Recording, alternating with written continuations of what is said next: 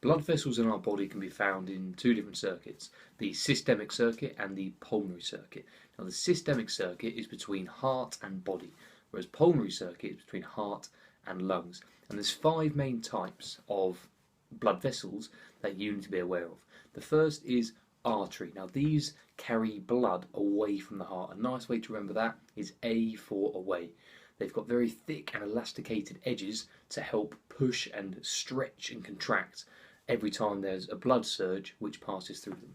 They're quite thin in diameter, which lends itself to carrying blood at very high pressure. Slightly smaller than an artery though, because as we get further away from the heart, the pressure is likely to drop.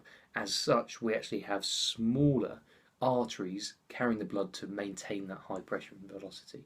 And these are called arterioles, and they're basically smaller versions of arteries, still with elasticated edges, still with thin diameters, still carrying blood away from the heart, A for away, and carrying blood to the working muscles or living tissue.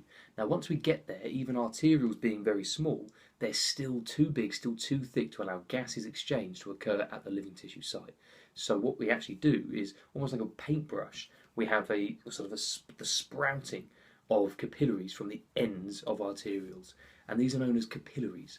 And the capillary network can then sort of disperse this blood in a really dense network around the muscle, around the living tissue, in order for gas exchange to occur at the muscle or at the living tissue site. So we have arteries, we have arteries, we have arterioles, then we have capillaries. Once we have deposited oxygen and collected CO2, the capillaries need to make their way back up to the heart.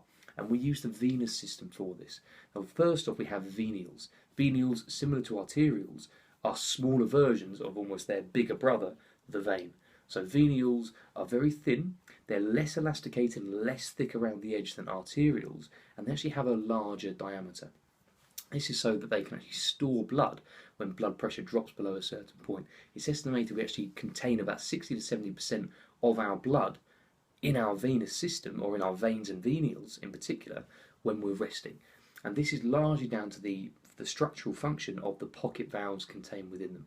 Now, pocket valves, if we were to have the walls of a vein or walls of a venule here, the pocket valve rests shut, so when blood is forced through, they open, allow blood through, but then close back behind, so the blood can be stored in the pockets created by the vein or venule wall and the pocket valve. And this lends itself to unidirectional blood flow, or preventing backflow of the blood. So the pocket valves remain shut, the blood sits on top before the next surge of blood can open them and force blood all the way up towards the heart. So that's venules, and once we get closer to our heart, we then get our veins. Now, a nice way to remember it, just like we have A for away for artery, for veins, if we think of the spelling, V-E-I-N.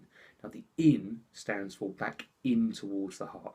So even though we have our systemic circuit and the arteries are carrying oxygenated blood and the veins are carrying deoxygenated blood, in our pulmonary circuit, so between heart and lungs, we actually have arteries which are carrying deoxygenated blood, but because they're carrying it away from the heart, they are still termed arteries. The one in particular being the pulmonary artery. The one bringing it back down from the lungs, back towards the heart, now oxygenated blood, is the pulmonary vein. So we have the systemic circuit, which is the heart and the rest of the body, and we have our pulmonary circuit, which is between our heart and our lungs. Arteries always carry blood away from the heart, which as we get further away break down into arterioles, and once we get towards the living tissue or working muscle site, we then have capillaries. For the route back towards the heart, we start with the capillaries, then into venules, which are smaller versions of veins, which have a larger diameter but pocket valves.